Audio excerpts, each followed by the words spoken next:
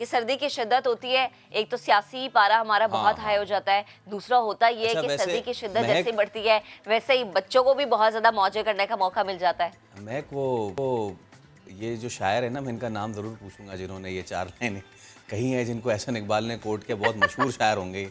मैं ज़रूर पूछना चाहूँगा कि ये बेरब्त शायरी किस शायर की थी। अब आगे बढ़ते हैं। और जैसा कि आपने कहा कि नीचे देख के पढ़ रहे थे। वो चले जहाँ से भी हो, लेकिन शेर में जो है ना वो वज़न कहीं और था, झोल था, वज़न कहीं और था और उसकी तुकबंदियाँ कहीं और थी। खैर, लेकिन सियासत की अपनी मामलात हैं। ये वैसे शेर उतना ही ठंडा था जितना आजकल सर्दियाँ हो गई हैं, मौसम उतना ही ठंडा हो गया है, छुट्टियाँ भी शुरू हो गई हैं। खैर, स्कूल्स, कॉलेजेस, यूनिवर्सिटीज़, इन सब में ज़ेरे तालीम जो बच्चे हैं और नौजवान हैं, अब वो करेंगे आराम, घर वालों के साथ ज़्यादा वक्त गुजारेंगे, समाजी ताल्लुकात बढ़ाएंगे और ये सब पता नहीं करेंगे नहीं करेंगे, लेकिन हाँ, देर तक सोएंगे और पसंदीदा मशगलों में मसरूफ़ रहेंगे। पता नहीं खेलों की सरगर्मियों से लुत्फ़अंदोज़ होंगे या नहीं होंगे। 12 दिन तो मिल गए हैं। अब जिनको सयाहत का शौक़ है वो चाहेंगे थोड़ा घूम फिर लें, सर्दी के मज़े उठाएँ। छुट्टियाँ जो हैं वो वाकई बड़ा एक खूबसूरत ख़याल है। ख़ुद को ताज़ा, तवाना, पहले से बेहतर बनाने के लिए एक अच्छा वक्त साबित हो सकता है। बाज़ तो ये भी तय कर चुके होंगे कि छुट्टियों में करना क्या क्या, लेकिन कुछ ऐसे भी हैं जो अभी तक ये फैसला नहीं कर सके कि सर्दियों की छुट्टियों में करना क्या है, जाना कहाँ है। क्योंकि इसके लिए आपका एक बेहतर प्लानर होना जो है ना, वो बड़ा ज़रूरी है, ताकि वक्त की जो तकसीम है और मनसूबाबंदी है वो ठीक से कर सकें। तो ऐसे में अपने आप को सुस्ती से सर्दी की कैसे बचाया जाए and how to plan these few things. हमारे साथ मोटिवेशनल स्पीकर और बहुत अच्छे दोस्त उमर जालियावाला मौजूद हैं। उमर, अस्सलाम वालेकुम, thank you so much for your time.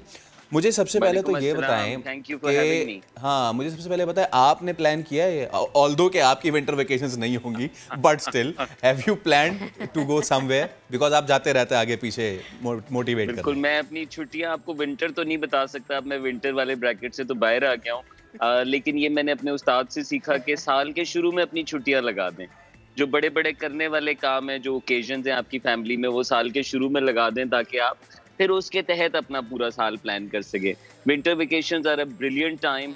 Young लोग थोड़ा परेशान भी रहे हैं, एकेडेमिया का सिलसिला भी बड़ा डिस्टर्ब रहा है। एक तो रिलैक्स करें, अपने साथ वक्त गुजारें, लेकिन इस टाइम के अंदर भरपूर, क्योंकि आपको पता है दुनिया तब्दील हो रही है, तो एक तो नौजवानों के पास मौका होता है 15-20 दिन में कोई एक कोर्स कर लें, कोई एक स्किल अपनी बढ़ा लें, लैंग्वेज से लेके कंप्यूटर स्किल्स। तो आई थिंक ये एक बहुत अच्छा ब्रैकेट मिलता है। दूसरा, आपने खुद कहा कि निकलें अपने घरों से। हमारे यहाँ लोग ट्रैवल नहीं करते और फैमिलीज पूरे सालों साल गुजार के भी कहीं नहीं जाती। तो पाकिस्तान एक बहुत खूबसूरत मुल्क है और आप बहुत सस्ते में एज अ फैमिली घूम सकते हैं और बहुत अच्छा टाइम है आपके लिए, आपकी फैमिली के लिए निकलने के लिए। ट्रू। अच्छा उमैर, जैसे आपने ये तो जवानों की बात बता दी ना कि नौजवान ये करें कि कोई कोर्स कर लें या कुछ भी, कोई लैंग्वेज कोर्स कर लें, कुकिंग कोर्स कर लें, कुछ सीख लें इन 12 दिनों में। लेकिन अगर मैं एज वाइज बात करूं, लाइक 5 से 10 साल के बच्चे क्या करें, फिर 11 से 12 साल के बच्चे क्या करें, क्योंकि ये वो बच्चे होते हैं जो अम्मा अब्बा को ज़्यादा परेशान करते हैं। यानी पूरी रात इन्होंने मोबाइल पे लगे रहना है, फिर अगले दिन लेट उठना है और फिर ये उनकी रूटीन भी ख़राब होती है और फिर पढ़ना भी नहीं है। या बिल्कुल आपने सही कहा कि जो ज़्यादा छोटी एज है वो ज़्यादा स्क्रीन से अटैच्ड है और माँ बाप के लिए भी एक आसान गेट अवे होता है, हर वक्त कैसे एंटरटेन करें, उनके अपने करने के लिए काम है। सो मेरा जवाब वही रहेगा कि देखिए, बिल्कुल जो 5 to 10 वाली एज भी है, वो एक बहुत खूबसूरत एज होती है चीज़ें सीखने के लिए। उस एज में सीखी हुई ज़बान, उस एज में बनाए हुए दोस्त, उस एज में तब्दील किए हुए बिहेवियर्स आपके साथ ज़िंदगी भर रहते हैं। सो कुछ ना कुछ तलाश करें। जो बड़ी एज है उसके लिए तो हमारे पास बहुत सारे प्रोग्राम्स ओपनली अवेलेबल हैं। इसके अलावा आई थिंक माँ बाप और बच्चे मिल के कुछ एक्टिविटीज़ ऐसी प्लान कर सकते हैं जो कि दोनों को हेल्प करें। ज़रूरी नहीं कि ये तालीमी हो। मिसाल के तौर पे आपने घर में कोई तब्दीलियाँ लानी है।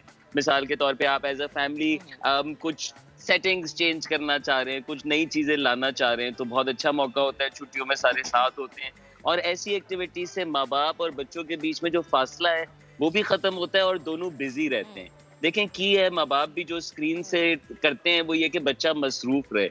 सो वो मसरूफियत अगर नहीं है तो वो कुछ ना कुछ क्रिएट करनी पड़ती है। वो गोल्स हो सकते हैं, वो कोर्सेज हो सकते हैं, वो बच्चे के अपने गैप्स हो सकते हैं स्कूल के, या इसके अलावा आपकी अपनी फैमिली की नीड्स एस्पिरेशंस हो सकती हैं, जिससे आप बहुत अच्छा एक 12-14 दिन का अच्छा प्लान बना सकते हैं, जिसमें बच्चे रिलैक्स भी करें, सीखें भी, फैमिली से भी मिलें और कहीं बाहर भी निकलें। अच्छा उमैर, मेरा नेक्स्ट सवाल जो है वो सवाल काम और थोड़ा सा लंबा होगा, बट इट्स अ सिचुएशन।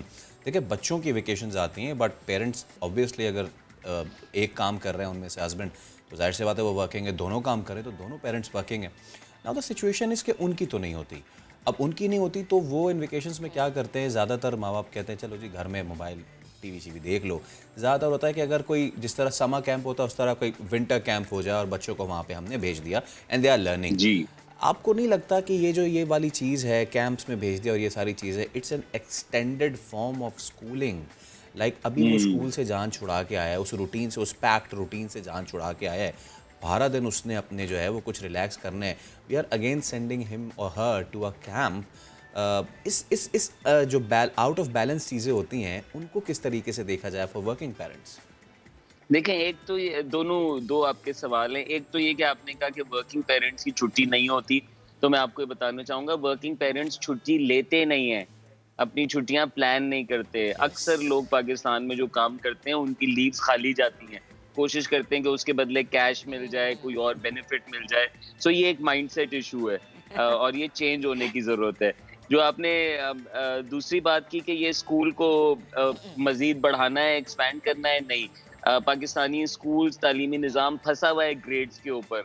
बच्चों को हम रगड़ा देते हैं ताकि वो ग्रेड्स हासिल कर सकें और वो हमें कामयाबी लगती है।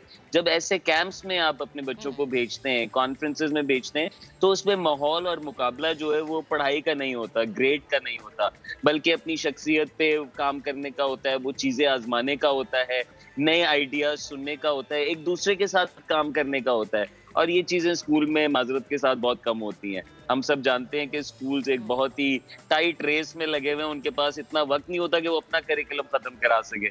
सो बहुत फ़र्क पड़ता है। मैंने सालों साल ये काम नौजवानों के लिए किया है और नौजवानों को उन 12 दिनों में हालांकि क्लासेस ही होती है, लेकिन जो रिलैक्सेशन होती है, जो बिल्कुल। उनकी लर्निंग होती है, वो बहुत डिफरेंट होती है। ठीक है उमैर, बेहद शुक्रिया वक्त देने के लिए, गुफ्तगू करने के लिए। और आई होप, आई विश कि जो पेरेंट्स हमें देख रहे हैं वो ये सोच रहे होंगे कि अच्छा हमने बच्चों की विंटर वेकेशंस कैसे प्लान करनी है उनके लिए, अब प्लान सामने आ गया होगा।